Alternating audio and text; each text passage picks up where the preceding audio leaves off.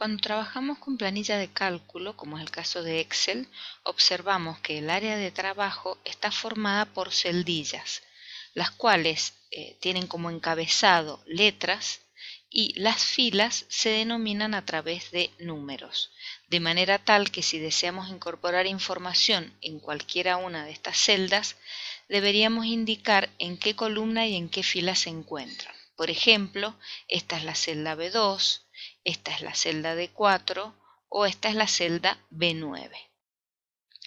Además de los distintos comandos o acciones que tiene la planilla de cálculo y dependiendo de la versión que tenemos del paquete Office, es cómo aparecen distribuidos en pestañas y cintas o a través de menú. Cabe destacar que siempre lo que encontramos identificado en esta interfaz del programa Excel es la barra de fórmulas. Cada vez que trabajemos con distintas fórmulas o funciones dentro de la planilla, el cálculo quedará reflejado en este sector. Vamos a trabajar con un ejemplo. Vamos a cargar datos de consumos que realizamos durante una semana. Observamos que para poder cargar la información ha sido necesario ampliar algunas columnas. Aquí desde el encabezado de la columna se puede ampliar o disminuir el tamaño.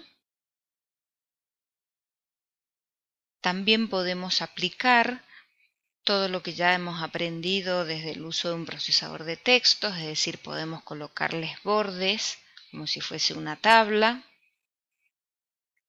Si quisiéramos destacar los títulos en cuanto a tamaños, colocar negritas, es decir, todo lo que es la parte de edición es muy semejante a lo que hacemos en un procesador de textos.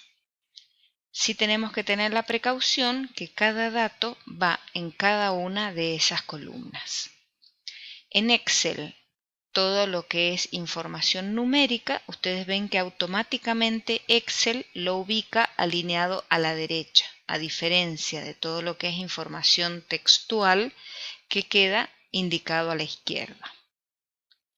Con esta información, lo más útil de trabajar en las planillas de cálculo es para hacer algún tipo de fórmulas o hacer uso de las funciones. Nosotros para trabajar con fórmulas, siempre las fórmulas se caracterizan porque van precedidas por el signo igual. Y si nosotros, por ejemplo, quisiéramos sumar lo que gasté el día lunes en supermercado más lo que gasté el día martes, simplemente yo le tendría que decir lo que está en la celda B3, súmelo a lo que está en la celda B4. Automáticamente, como les decía recién, en la barra de fórmulas yo observo cuál es la fórmula que he colocado y aquí en el área de trabajo aparece el resultado. Si yo de repente cambiase alguno de estos valores, observarán que el resultado cambia en forma inmediata. Es por eso que las fórmulas yo no utilizo la constante, el número propiamente dicho, sino hago referencia a las celdas donde está ubicado el número. De esta manera puedo construir fórmulas, siempre toda fórmula va precedida por igual, y los operadores de fórmula son los que conocemos, más para la suma, el guión es para la diferencia, el asterisco es la multiplicación, la barra es la división. Si necesitamos agrupar en función de sumas, multiplicaciones, bueno, ahí es necesario trabajar con paréntesis. Pero generalmente, más allá de trabajar con una fórmula armada propiamente por el usuario, lo que más utilizamos en las planillas de cálculo son las funciones. Entonces ahora vamos a ver algunos ejemplos.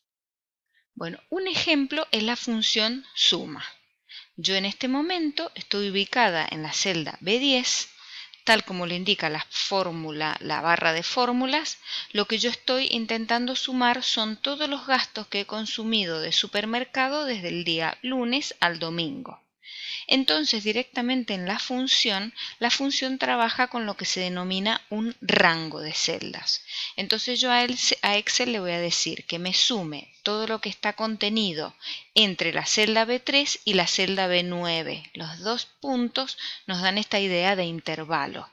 Cualquier valor que yo vaya a modificar en alguno de estas celdas, de inmediato va a influir en el resultado. ¿Ves cómo automáticamente cambió? Si yo voy agregando información, nuevos contenidos a esas celdas, el resultado automáticamente cambia porque siempre en la fórmula o en la función yo utilizo referencias de celdas. La función yo la podría armar a medida que la voy escribiendo, es decir, yo podría decir igual, suma, abro paréntesis, hago clic en esta celda, mantengo apretada hasta la celda donde quería hacer la suma, presiono Enter y automáticamente esa fórmula quedó creada. Pero también puedo trabajar con el asistente de funciones. Con el asistente de funciones me ubico yo en la celda donde deseo una función, voy a f de x y busco una función que se denomine promedio. Aquí porque generalmente las funciones básicas, acá Excel me las recuerda, pero si no, si yo elijo todo, me aparece en orden alfabético, entonces busco una función denominada promedio. Siempre la función más básica, porque hay otras opciones de promedio, pero que ya requieren otro tipo de utilización. Entonces elijo la función promedio aceptar. Aquí es donde yo tengo que indicar cuál es el rango de celdas.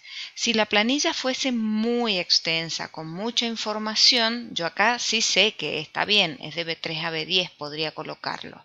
Pero si una planilla de cálculos tuviese mucha información, yo lo que hago es desde este botón, voy en forma temporaria a mi planilla, selecciono.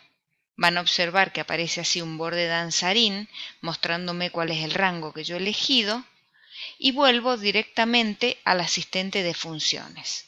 Entonces, en efecto, lo que yo necesito hacer el promedio de B3 a B9. Cuando elijo aceptar, me aparece en este sitio estos resultados.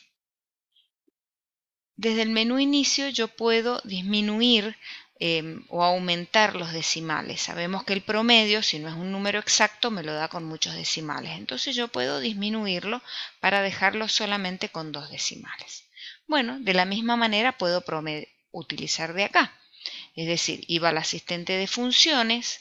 Ahora sí, yo puedo decir de las usadas recientemente, busco promedio, elijo aceptar, voy a mi planilla. En este caso lo que yo necesitaba era hacer el promedio, pero para el día lunes, de todos los gastos del día lunes. Vuelvo a hacer clic en este botoncito y desde el asistente de función elijo aceptar. ¿Cómo hago con el resto de las filas o del resto de las columnas? Simplemente me ubico en el borde inferior derecho, que se denomina manejador de celdas. Presiono el botón izquierdo del mouse y arrastro hasta el lugar donde yo necesito la fórmula. Cuando suelto, esto automáticamente copió y pegó según las filas. Acá es donde nosotros observamos, como estábamos en la fila 3, me dice suma de B3 a D3. Cuando yo me ubique a la fila 4, lo va a ir actualizando ese indicador de celda en función de la referencia. Bueno, lo mismo podríamos hacer aquí. Si lo desplazamos hacia la derecha, lo que va a estar manteniendo es la fila, pero va a ir cambiando la columna. Es el mismo proceso de copiar y pegar. Yo porque lo hago en forma automática a través de este botón, pero si no lo que yo podría hacer es seleccionar donde yo tengo la fórmula, elijo copiar desde el menú, luego establezco cuál es el destino de esa fórmula y elijo pegar.